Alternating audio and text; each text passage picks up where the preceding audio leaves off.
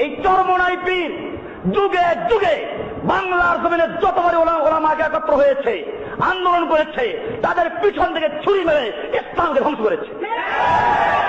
আপনারা জানেন ওনার দলের যে নাম ইসলামী শাসনতন্ত্র আন্দোলন, এটা কোনো দল ছিল না। এই দলের ইতিহাস পড়ুন। এই দল জন্ম হয়েছে আমাদের সামনে। আমি তখন মিশকাত পড়ি, জামিয়া রহমানিয়া তখন হয় নাই। লালবাগ থেকে আমরা এসে জামিয়া মোহাম্মদী হাউজিং এর মালিক হাজী সিরাজউদ্দৌলার দ্বিতীয় তলা বিল্ডিং এ যেখানে সে থাকে, ওই বিল্ডিং এর দোতলায় ওই সময়কার বড় বড় আলেম দেলোয়ার হোসেন সাইদি, শাইখুল হাদিস আল্লামা আজিজুল হক সাহেব, মুফতি আমিনী সাহেব, এরকম চরমোনাই পীরও ছিল। এরকম ভাবে আব্দুল গাফফার সাহেব ঢাকার একজন বড় আলেম ছিলেন, মারা গেছেন। এই লোকগুলো একাত্র হয়ে চিন্তা করলো দল না, আমরা আন্দোলন করবো ইসলামী শাসন ব্যবস্থা কায়েমের জন্য। সব দলমত ভেঙ্গে দিয়ে একটা ব্যানারে আমরা একত্র হব, এবং সেটার জন্য একটা বড় সমাবেশ ডাকা হয়েছিল ঢাকার শাপলা চত্বরে। সেই সমাবেশের মাইকে আমি নিজে করেছি।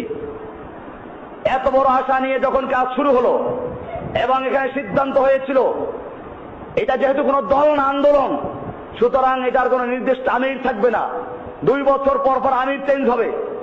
এরকম প্রথম আমির হলেন এদেশের আলেমদের উস্তাদ শাইখুল হাদিস আল্লামা আজিজুল হক সাহেব রাহিমাহুল্লাহ।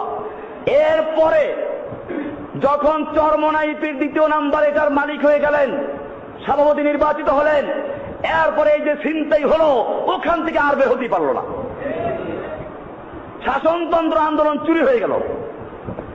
এরপরে যখন আবার নতুন করে এদেশের আলেম সমাজ নাস্তিক, মুরতাদ এবং বুলগারদের বিরুদ্ধে ঐক্যবদ্ধভাবে মাঠে নেমেছে, উচিত ছিল তাদের নিজেদের প্রোগ্রাম বাদ দিয়ে ঐক্যবদ্ধভাবে 6 তারিখের প্রোগ্রামে একাত্র হওয়া।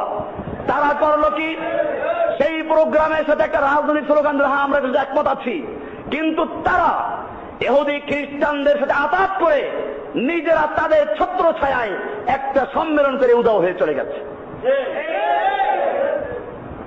যাতে করে পরবর্তীতে যদি এই আলেমরা কোনো বিপদে পড়ে, ওনরা যেন বিপদে না পড়েন। এই লোকগুলো সব জায়গায় থানায় থানায় আমার বিরুদ্ধে অভিযোগ করেছে আমি জঙ্গিবাদীদের লেজা। চরমোনাই পীরকে শিক্ষা নিতে হবে, মুরিদদেরকে জানতে হবে, যদি জিহাদের কথা বললে বলে জঙ্গিবাদী হয়, তাহলে সেজন্য আল্লাহ সুবহানাহু ওয়া তাআলা কোরআনে জিহাদের আয়াত নাযিল করেছেন, তুমি আল্লাহকে জঙ্গিবাদী বলছো।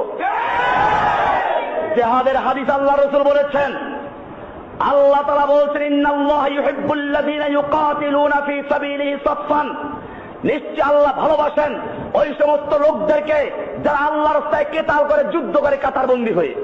কি করে?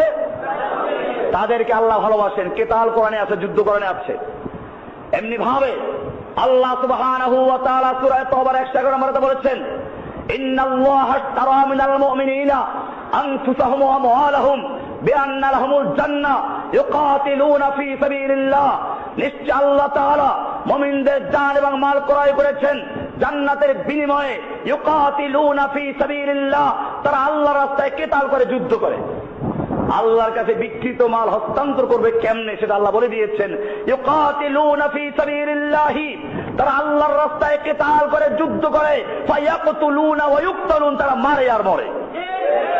মারে আগে, তারপরে বোঝা গেল খালি হাতে যাওয়া যাবে না। আল্লাহ পরিষ্কার বলেছেন, ফায়াকতুলুনা ওয়া ইউকতালুনা, তারা মারে আর মরে। মারামারি আছে কিনা কোরআনে? এমনি ভাবে আল্লাহ সুবহানাহু ওয়া তাআলা প্রায় 400 আয়াত নাযিল করেছেন। আল্লাহর নবী মুহাম্মদুর রাসূলুল্লাহ সাল্লাল্লাহু আলাইহি ওয়াসাল্লাম যুদ্ধ করেছেন। তোমার বুঝে না আসলে বদর, উহুদ, খন্দকের ইতিহাস পড়ো, বুখারী হাদিস পড়ো। আল্লাহর নবী সাল্লাল্লাহু আলাইহি ওয়াসাল্লাম বলেছেন, লাওয়াদিত্তু উক্তালা ফী সাবিলিল্লাহি সুম্মা উহিয়া সুম্মা উক্তাল সুম্মা উহিয়া সুম্মা উক্তাল, আমার মনে চায় আমি আল্লাহর রাস্তায় যুদ্ধ করি, আবার শহীদ হই, আবার যুদ্ধ করি, আবার শহীদ হই, আবার যুদ্ধ করি, আবার শহীদ হই। সুতরাং যদি কোরআনের কথা বলা, হাদিসের কথা বলা, জিহাদের কথা বলার কারণে জঙ্গিবাদী হয়, তাহলে ইনশাআল্লাহ আমি সে জঙ্গিবাদী হতে পারি, মৌলবাদী হতে পারি, কিন্তু যারা বিরোধিতা করে তারা আল্লাহর দুশমন, রাসূলের দুশমন।